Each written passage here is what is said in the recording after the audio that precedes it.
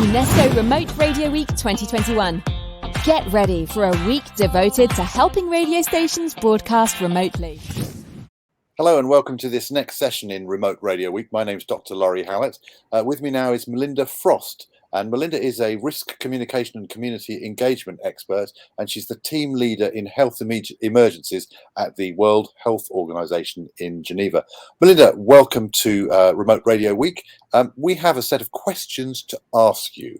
So I'd like to jump right in because this is a short session. I think this is really where we need to start. How are people best placed to understand all the background and basic facts about COVID, and where can they find reliable and, for that matter, up-to-date information about this public health emergency?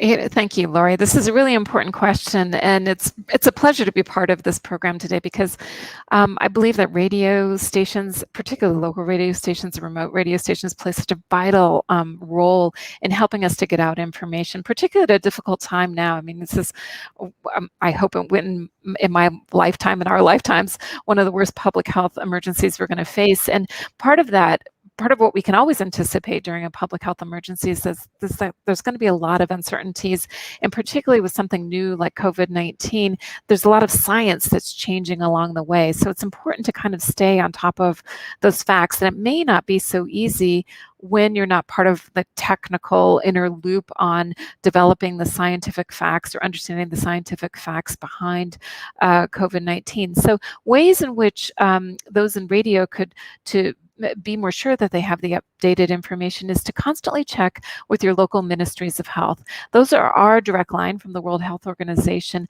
to update all the information around what's happening with COVID-19, in particular the vaccines that are being rolled out now. So that's a good thing to do, is to constantly check factual information. You can also look to the World Health Organization, either the global site or our regional sites. We are always updating information in several different languages, so those are important things to check out, in addition to World Health Organization offices in countries as well. All have the most updated information that you can have. I'm sorry, Laurie, I can't hear you. That's put that down to operator error, which will be, in other words, my error. What about the issues around verifying information? How do you behave as a broadcaster, for example, if you're faced with what you believe to be false or misleading information?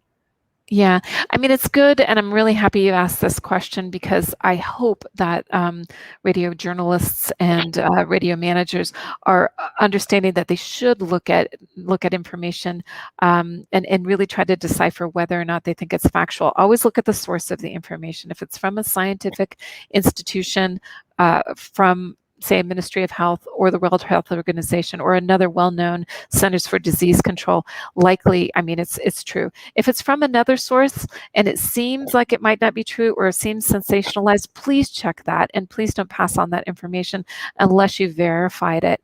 Sometimes you'll see false information, and it's exciting, right? And it's something that can, catch people's attention. So one way of dealing with misinformation in a way that doesn't spread the misinformation is to create what we call a truth sandwich.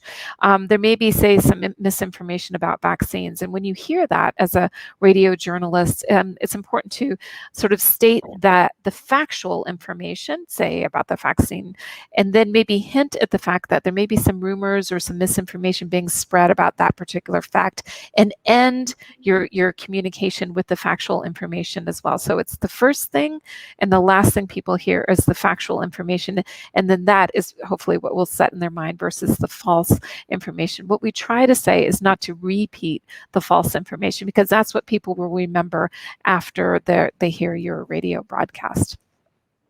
What about editorial strategies?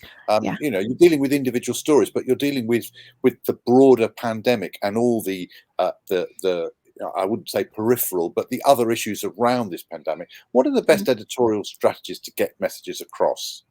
Yeah, I mean, I think radio is in a unique role when it comes to this, because what we're seeing is that there's a lot of maybe misinformation or misunderstanding that's getting spread around primarily through social media.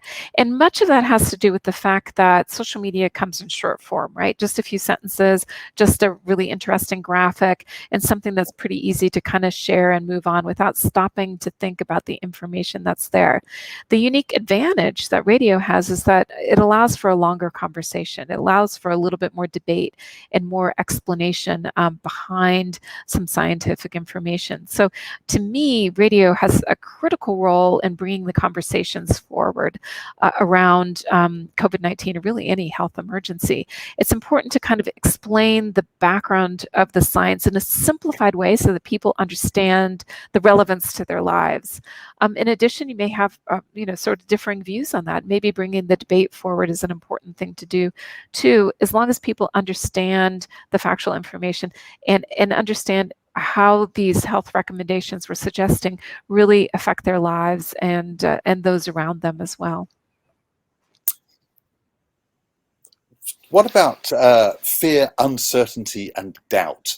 What happens when a broadcaster is confronted by a clear reaction from an audience that they really don't understand the situation? How do we deal with that as broadcasters? Mm-hmm.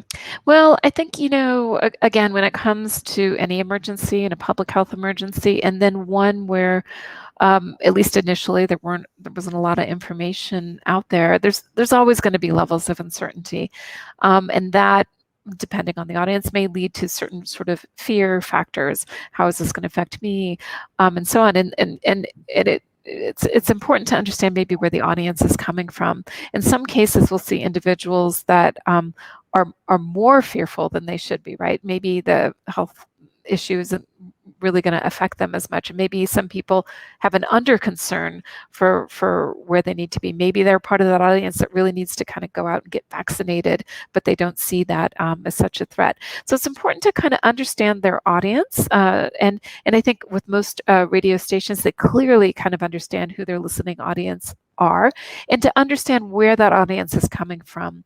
When it comes for COVID-19, it's important to know if the audience understands their risks, and if they don't, maybe they should, and really clearly communicate that with them. A good way to do that would be to bring on some key influencers, understanding who the audience is most influenced by. And that may be healthcare professionals, it may be scientists, or maybe people just like themselves. So if you can bring in the story element, bringing those individuals that really can have an impact and influence the audience in the way we hope they would be impacted, which would be safe behavior, bring those people on to tell their stories and really have them be able to communicate. Also, two-way communication with the radio audience, the listening audience, is a critical area that we could really use some help with. So I hope that I hope the radio journalists and the managers understand how much we truly view you as partners in dealing with this pandemic and other public health emergencies. So I guess really what you're talking about here is that the important thing is making people understand the realities of situations. And if you contextualize that with local examples, things that are within people's experience, that's something which really helps people grasp what are understandably complex issues. And as you say, also issues that change over time. So what we knew at the beginning of this international pandemic was very different from what we know now, and we're still learning. That's true, and that's exactly what science should do, right? I think some of the feedback we get sometimes is like, oh, well, that information changed, they didn't know. Well, no, that's exactly what science is meant to do, to keep learning and keep finding out. Our job is to then communicate that information rapidly, right? And in a way that people can understand and absorb that into their lives, and take action. Melinda, that was a really informative. I'm sorry this session is so brief, but I hope that viewers and listeners found that to be interesting. A source of information that I use, just as a parting shot, I wonder what you think of this. When we've been doing work on this here in the United Kingdom, we've gone to the Johns Hopkins University data site in the US for the long form work, which some people may be doing on COVID. Is that the sort of source that you might also draw upon?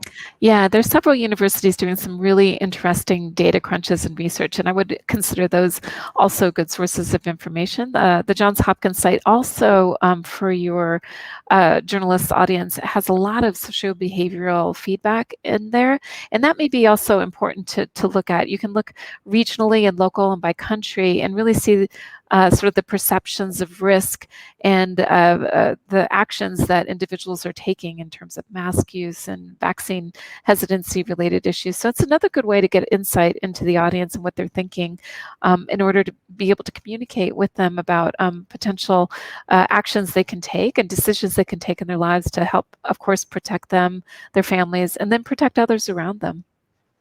Thank you. And as we wrap things up, we could talk about this for a long while, and there's such a lot to discuss, but we've run out of time. If there's one web address which you would point people at, which would that be? I think that there are many out there that are trustworthy. Easily, I can point to the World Health Organization, who.int. Right up front, there's information about COVID-19 and advice for the public. I think those are some good places to start. Lots of questions and answers in there. They may be even the same questions that radio journalists are getting asked themselves. So should be some clear answers in there that they can peel out and use. Melinda Frost from the World Health Organization, thank you very much indeed for your time. Thank you, and thanks to the audience as well. We really, again, I can't emphasize enough how much you're really helping us in conquering COVID-19. Thank you. Thank you.